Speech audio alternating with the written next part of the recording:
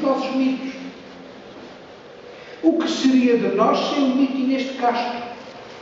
Símbolo do amor e da morte, ou melhor, do amor que vence a morte. O que seria de nós sem o mito de Dom Sebastião?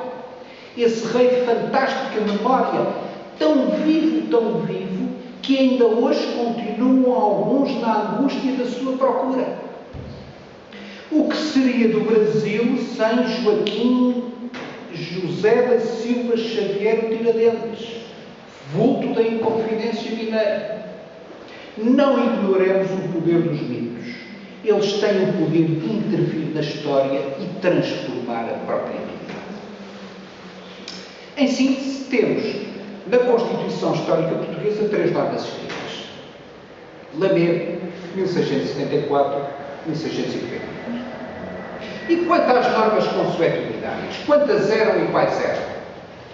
Pois muito mais relevantes do que as escritas. Citarei para aliviar, cansar a paciência deste auditório, apenas 5 normas que correspondem a verdadeiros princípios fundamentais. Primeiro, sucessão da coroa.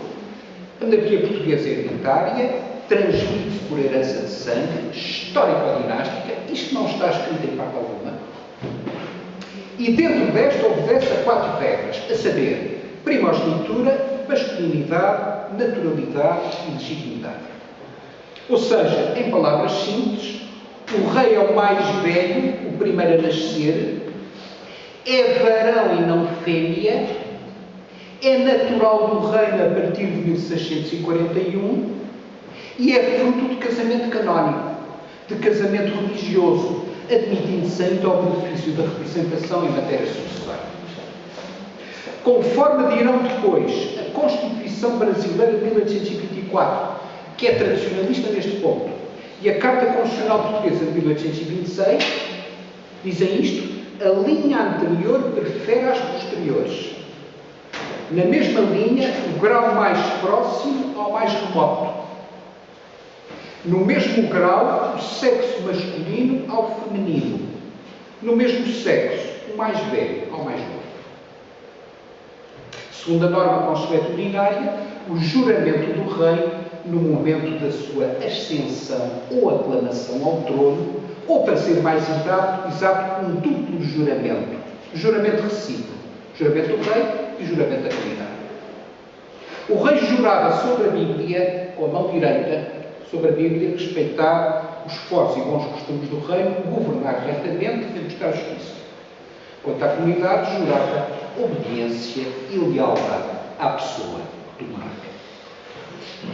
Terceira norma fundamental não escrita: religião cristã, católica, apostólica, romana, como religião oficial do Estado português. Quarta norma: indivisibilidade do território do reino. O território do reino não é património do monarca e, por isso, o rei não pode dispor dele e, nomeadamente, não pode reparti-lo entre os seus filhos. A unidade nacional prevalece aqui sobre a vontade do rei. Quinta norma: dever que o monarca tem de tomar conselho, de se aconselhar, de ouvir o país, seja em cortes, que entre nós surgem pela primeira vez em 1854 na cidade de Leiria, seja fora de cortes com os seus vassalos ou validos. Ora, entendia-se, e aqui está o nervo da questão, que estas 5 normas, sendo fundamentais, não poderiam ser alteradas nem pelo rei sozinho, nem pela comunidade sozinha. Forjadas lentamente em luta constante de adaptação às realidades, eram fruto de um consenso, de um pacto, ainda que não escrito, que só as 2 partes em conjunto poderiam licitamente modificar.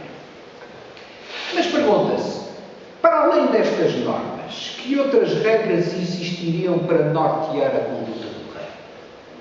Ou, de outro modo, quais os limites impostos pelo direito à vontade do rei? Suponho que muito escassas e pouco eficientes.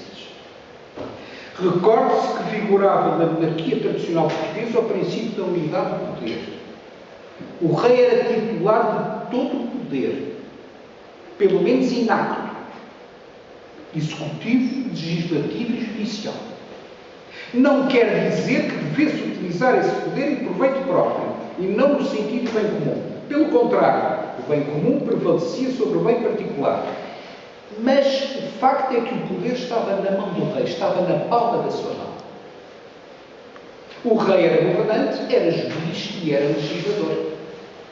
Encontrávamos ainda muito longe da doutrina da separação dos poderes do Estado, que, nascida em Inglaterra apenas em finais do século XVII, só triunfa no século XIX, após o advento do liberalismo. O rei, por conseguinte, governa, legisla e julga. Legislação é elaborada em seu nome, dentro ou fora de cortes estas que entre nós só muito raramente assumem um papel deliberativo. Assim sendo, o monarca legisla, manda que a norma se aplique e pode até dispensar quem ele quiser do respectivo cumprimento. É a chamada figura, damos aqui nas lições de História e Direito, a dispensa da lei. Existem, de resto, no nosso direito, exemplos curiosíssimos de legislação régia. Curiosíssimos.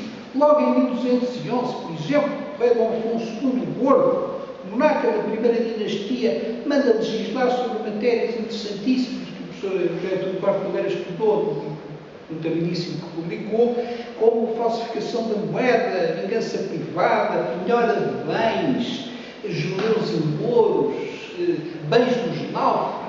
Aparecia aqui o naufrágio, as populações ribeirinhas liquidavam a cacetada e apropriavam-se desses. O Afonso II Gordo legisla sobre essas matérias.